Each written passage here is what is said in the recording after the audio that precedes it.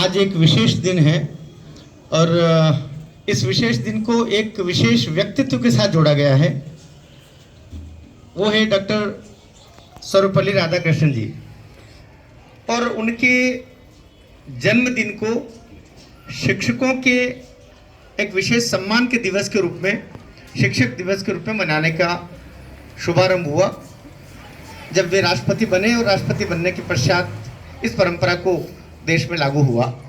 ऐसा कोई लिखित में नहीं है, ना कोई ऐसा व्यवस्थित किया गया है कि इसी दिन उनके जन्मदिन को ही शिक्षक के दिवस के रूप में ही सब उसको मनाएं, लेकिन धीरे धीरे परंपरा में होता गया। क्योंकि एक शिक्षक एक बड़े पद पर पहुंचा, राष्ट्र के प्रथम नागरिक के रूप में वे पूजित हुए, इसलिए उनके जन्मदिन को, क्योंकि शिक्षक का सम्मान समाज में सदैव होता रहा है, इसलिए उनके जन्मदिन को शिक्षकों के सम्मान के साथ जोड़कर के यह दिवस शिक्षक दिवस के रूप में मनाया जाता है। यद्यपि मैं अगर कहूं कि वे शिक्षक थे, शिक्षक से राष्ट्रपति बने, राष्ट्रपति बनने के पश्चात में वे राष्ट्रीय जो दायित्व उनके होते हैं उनका निर्वहन करने के पश्चात एक शिक्षकीय दायित्व फिर से नहीं निभाया।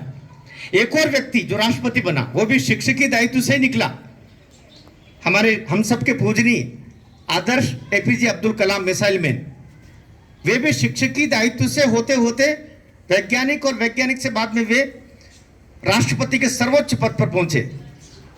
लेकिन मुझे बहुत सम्मान का भाव उनके लिए यह कहते हुए आता है कि उनकी मृत्यु भी एक विश्वविद्यालय में संभाषण, विश्वविद्यालय के बच्चों को भाषण देते हुए, विश्वविद्यालय के बच्चों को पढ़ाते हुए ही एपीजे अब्दुल कलाम जी की मृत्यु हुई। इसलिए उनके सम्मान को किसी भी तरीके से हम कम नहीं आ सकते। उनके सम्मान में एकदम ताली बजाइए। ऐसे कई सारे व्यक्तित्व हैं, कई सारे व्यक्तित्व हैं जो बड़े पद पर पहुंचे, लेकिन बड़े पदों पर पहुंच के उसके बाद में उस दायित्व पर पुनः आकर के और उस कार्य को निभाना, ये कोई श्रद्धेय एपीजे अब्दुल कलाम जी से समझे और जाने कि वे तो उनको कोई कमी नहीं थी। कहाँ पैदा हुए थे? वे रामेश्वरम के छोटे से घर में पैदा हुए, मछुआरा का घर कह सकते हैं। सरकारी स्कूल में पढ़े, लेकिन पढ़ते पढ़ते वहां तक गए और उनको भी भारत रत्न प्रदान किया गया, सर्वपल्ली राधाकृष्णन को प्रदान किया गया। लेकिन ये दो व्यक्तित्व हमारे सामने हैं। आपको बड़ा पद मिल जाए, उसके बाद में फिर आप नीचे जाकर के वैसा ही काम फिर कर सकते हैं कि नहीं कर सकते, यह सिद्ध किया एपीजे अब्दुल कलाम जी ने। इसलिए भारतीय समाज में, हम विद्यार्थियों में उनके प्रति विशेष आदर का भाव इसलिए रहना चाहिए कि वे आदर्श के प्रतिमूर्ति थे। बड़े पद पर जाकर के और अपने कार्य को फिर छोटा नहीं मानना, उसी कार्य को करते हुए भी आखिरी सांस विश्वविद्यालय में, ये पूर्वोत्तर के राज्य में विश्वविद्यालय में जब बच्चों को संबोधित करते हुए राष्ट्रपति रह चुके थे, चाहते तो बड़े आराम से जिंदगी गुजारते, चारों ओर लवाजमा था, लेकिन उन्होंने बच्चों से, विश्वविद्यालय के बच्चों को पढ़ाते हुए ही उनकी आखिरी सांस वे संसार में लेते हैं। उनका भी हम उसी आदर भाव से, श्रेष्ठ भाव से उनका स्मरण किया जाना चाहिए। एक चीज और मैं कहना चाह रहा हूं, आज के दिवस हमारे भारतीय समाज में खास तौर से राजनीतिज्ञों ने कुछ ऐसा फैला दिया कि राजनीतिक व्यक्तित्व जब बड़ा हो जाता है तो उसी का आदर भाव समाज में फैला करके उनको आइकॉन के रूप में प्रतिष्ठापित किया जाए, जबकि ऐसा है नहीं।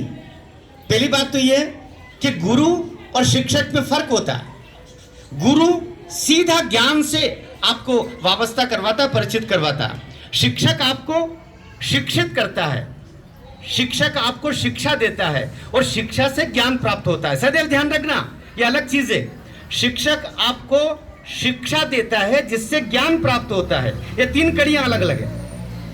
संसार में गुरु शिष्य परंपरा, मैं सोचता हूं कि हम वहां से अगर चले, सुकरात जिसको सच बोलने के कारण जहर दे दिया गया, उसका शिष्य हुआ प्लेटो। उसने अपने ही गुरु की परंपरा को आगे वो लेकर के गया, और उसका शिष्य फिर हुआ अरस्तु, जो अपने गुरु की परंपरा को फिर आगे लेके गया। और उसके बाद में राजनीति में एक व्यक्ति आया जिसको ज्यादातर लोग जानते हैं, सिकंदर अरस्तु का शिष्य था, लेकिन चूंकि राजनीति में था, साधारण जनता उसको ज्यादा जानती होगी, लेकिन उसके गुरु अरस्तु को शायद कम जानती होगी, उसके गुरु प्लेटो को कम जानती होगी, उसके गुरु सुकरात को कम जानती होगी। ये सब यूनानी दार्शनिक थे। जीवन को अलग तरीके से सोचना दर्शन है। ये कार्य कहीं अरस्तु से भी हुआ। 3 अवस्थाएं होती है। एक जैसे हम एक धारणा किसी की लेके चलते हैं, एक वो वास्तव में होता है, एक जैसा उसको होना चाहिए। ये 3 अवस्थाओं का वर्णन इन दार्शनिकों ने किया। एक लंबा विषय है। आज का दिवस सभी शिक्षकों के सम्मान का है, लेकिन याद रखना बच्चों, बार बार कहता हूं, शिक्षक और गुरु अलग अलग होता है। दोनों का घालमेल मत करो, दोनों को एक मत मिलाना।